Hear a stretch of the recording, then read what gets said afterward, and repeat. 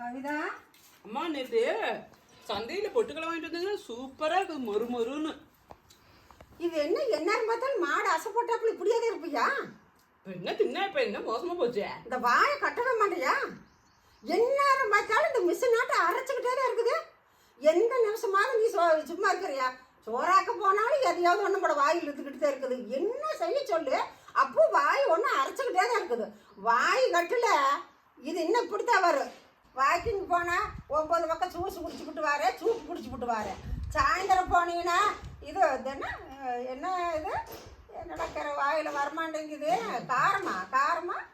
காரமா என்னமோ ஒன்று வாங்கி தின்னுவிட்டு அந்த கடையில் பச்சு போட்டுருந்தே அருமையாக இருந்தது, இந்த கடையில் பச்சு போட்டு இப்படியே தின்னா இப்படியே பெருத்துக்கிட்டு தான் ஆகணும். வாய் கட்டாது வயிறு கட்டாது, தெரிஞ்சுக்கிட்டியா? முதல்ல வாய் கட்டு. வாயை கட்டணுமா? ஆமா, சொன்னா ஐயோ சாமி, அது ஏன் சொன்னா ஒரு தடவை கேட்கவே மாட்டேங்கிறீங்க. என்னத்தான் சாப்பிட்டா இப்படி பேசுறீங்க? பொழுதுனைக்கு அரைச்சிக்கிட்டு தான் இருக்கிறியா மாமன் இல்லாட? சரி, இனிமே வாயை கட்டிடுறேன் போங்க. வாயை கட்டிக்கிட்டு வா, தோட்டத்துக்கு போயிட்டு வரலாம். சித்த உன்னையோட இதே பெரிய தொந்தரவா போயிடுச்சுப்பா. சரி போங்க, நான் ஒண்ணுமே திங்கல, நான் வாயை ஒன்றும் திங்க கட்டிடுறேன். வேண்டாம், வா வாயை கட்டு முதல்ல. அம்மா போலாங்கம்மா. போலாமா? போலாம், வாங்க தோட்டத்துக்குள்ள போலாம். ஓடி இது என்னது?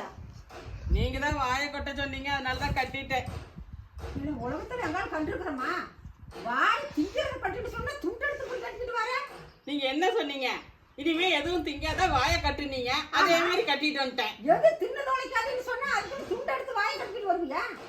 இப்படி எங்காலும் கண்டிருக்கிறோமா? ஏமா நீங்க சொன்னதை தானே செஞ்சேன். என்ன செஞ்ச? ஒண்ணு திங்காத, அப்பதான் வயிறு குறையும் நான் சொன்னேன். நீ அதுக்குள்ள துண்டு எடுத்து கட்டிட்டு வந்துட்ட. இது உனக்கு அசிங்கமா இல்லையா? நான் கேக்குறேன். எனக்கு தெரிஞ்ச ஒரே வாயக்கட்டை இதுதான்.